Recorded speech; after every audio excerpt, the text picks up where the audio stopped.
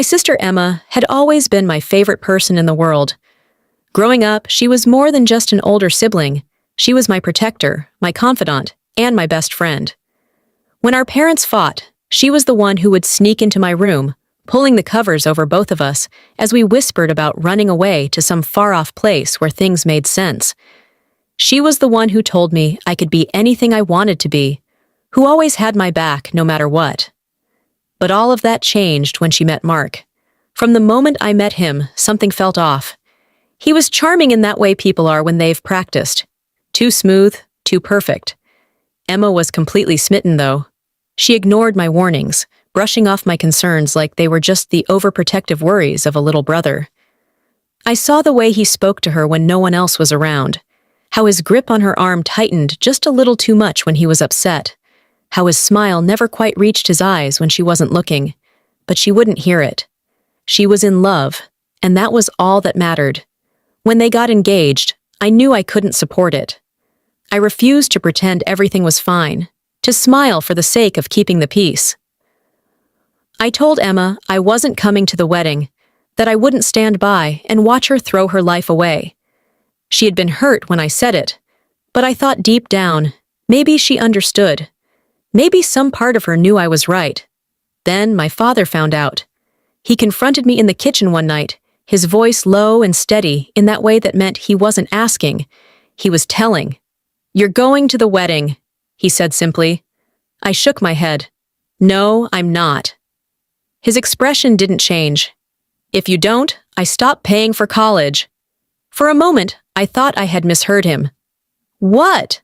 I laughed, waiting for him to say he was joking, but his face was like stone.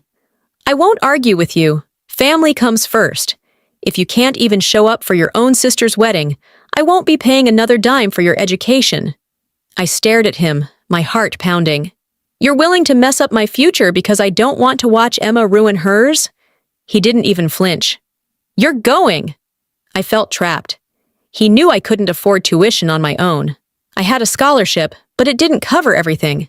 Without his help, I'd have to drop out, and he knew it. So, I had no choice. I went to the wedding.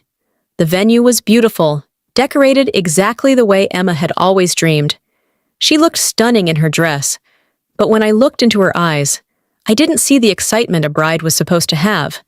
There was something else there, something she was trying to hide. I wanted to grab her, to tell her it wasn't too late, that we could run just like we used to talk about, but I didn't. Instead, I smiled for the pictures. I shook Mark's hand. I played my part. During the reception, Emma pulled me aside, squeezing my hands tightly. "I'm glad you came," she whispered. "I really am." I searched her face, looking for some sign that she knew, that she regretted this, but she didn't say anything else. She just smiled and rejoined the party. After that, things changed. She called less and less. When she did, her voice was different, softer, more hesitant. I could feel the distance growing between us, but there was nothing I could do. Then, one night, my phone rang, and when I answered, all I could hear were her quiet, shaky sobs. "You were right," she whispered. "I made a mistake." I didn't ask any questions. I just grabbed my keys and drove. When I got to her house, she was already outside, standing on the porch with a suitcase. Even in the dim glow of the streetlights, I could see the bruises peeking out from beneath her sleeves. My stomach twisted with rage, but I pushed it down. Right now, she needed me. I got out of the car and walked up to her. She looked up at me, her eyes glassy with tears. "I didn't know who else to call," she admitted, her voice barely above a whisper. I pulled her into a hug, holding her tightly. "I've got you," I said. "You're coming with me." She didn't argue. She just nodded and let me take her away from that house, away from him. This time, I wouldn't let her down.